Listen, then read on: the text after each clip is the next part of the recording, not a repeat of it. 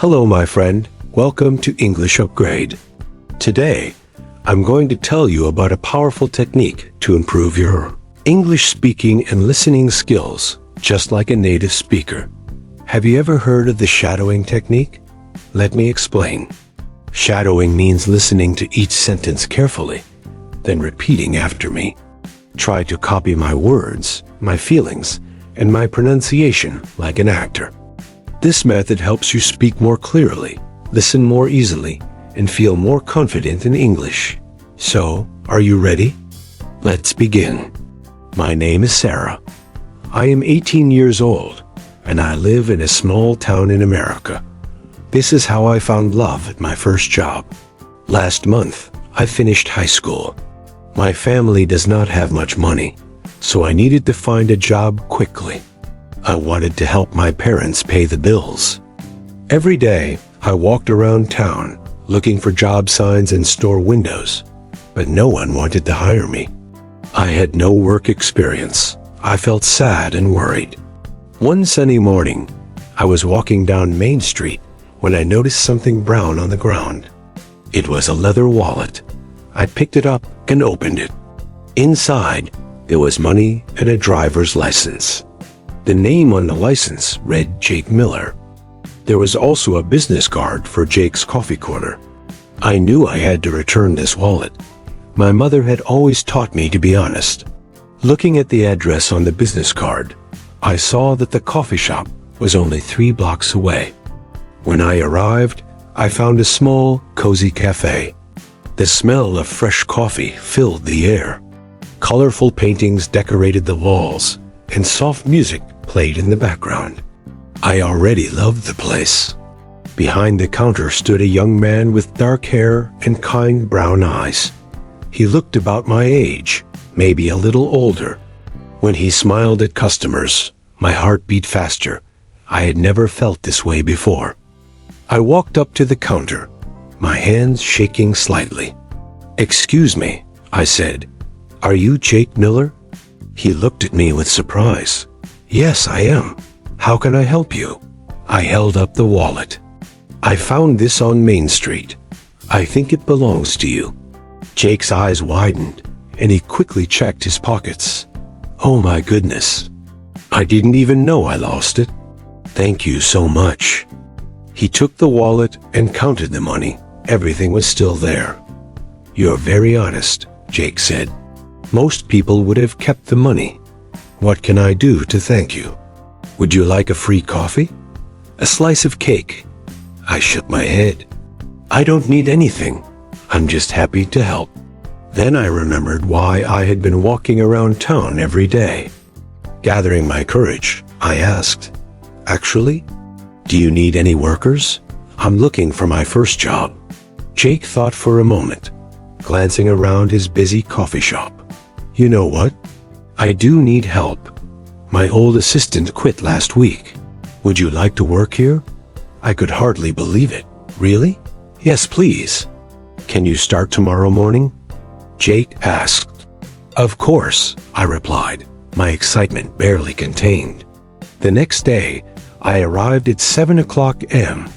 Jake patiently taught me how to make coffee and serve customers. When I made mistakes, he just smiled and helped me learn. He was kind, patient, and encouraging, and I was already starting to feel at home in the little cafe. The days passed quickly, and I grew to love working at the coffee shop. During quiet moments, Jake and I would talk. I learned that he was 20 years old and had opened the shop using money from his grandmother. His dream was to own 3 coffee shops in our town. I told him about my family and my own dreams. I wanted to go to college one day, but first, I needed to save money. Jake listened closely to everything I said. He asked about my interests and favorite books, and we discovered that we both loved mystery novels and old movies. We laughed at the same jokes, and our conversations always felt easy and natural. After 2 weeks, I realized something that scared me. I was falling in love with Jake, but he was my boss. What if he didn't feel the same way? What if things became awkward and I lost my job? One evening, as we were closing the shop together, Jake was counting the money while I cleaned the tables. Suddenly, the lights went out. The whole street went dark, a power outage. "Don't worry," Jake said calmly. "I have candles in the storage room." But moments later, I heard a loud crash from the back, followed by Jake's panicked voice. "Help, Sarah! Help me!" I rushed to the storage room and found him on the floor. A heavy shelf had fallen on his leg, and he couldn't move. "My phone has no signal," I said quickly. "I'll run to get help." "No, wait," Jake told me. "There's a backdoor key under the cash register. Use it to get out. The front door's locked electronically." I grabbed the key, ran outside, and spotted a police car across the street. The officer helped me call an ambulance.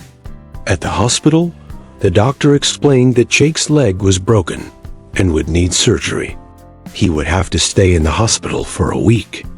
Every day after work, I visited him. I brought coffee and his favorite muffins, and we talked for hours. I realized then that Jake meant everything to me. On his last day in the hospital, Jake's expression turned serious. "Sarah, I need to tell you something important," he said. My heart skipped a beat. Was he going to fire me? "The night of the accident," Jake continued, "I was scared. But you saved me. You were so brave and smart. That's when I knew." "Knew what?" I whispered. "That I love you," Jake said softly. "I've loved you since the day you returned my wallet. Your honesty and kindness made me fall for you." I could hardly believe what I was hearing. "Really? You love me?" "Yes, but I understand if you don't feel the same way. I am your boss, and this could be complicated." I took his hand. "Jake, I love you too. I've loved you for weeks, but I was afraid to say anything." Jake smiled, the biggest smile I had ever seen. 6 months later, we were still together, not just as boss and employee, but as partners in love and in business. Jake taught me how to manage the coffee shop, and when he opens his second location, I will be the manager.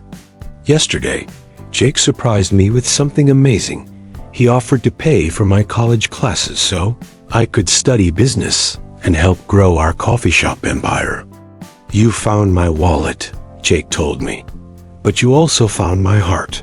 I kissed him softly. "And you gave me my first job, but you also gave me my first love." Our love story began with honesty and a lost wallet. Now we're building our future together, one cup of coffee at a time. My name is Sarah, and this is how I found love at my first job. Well done.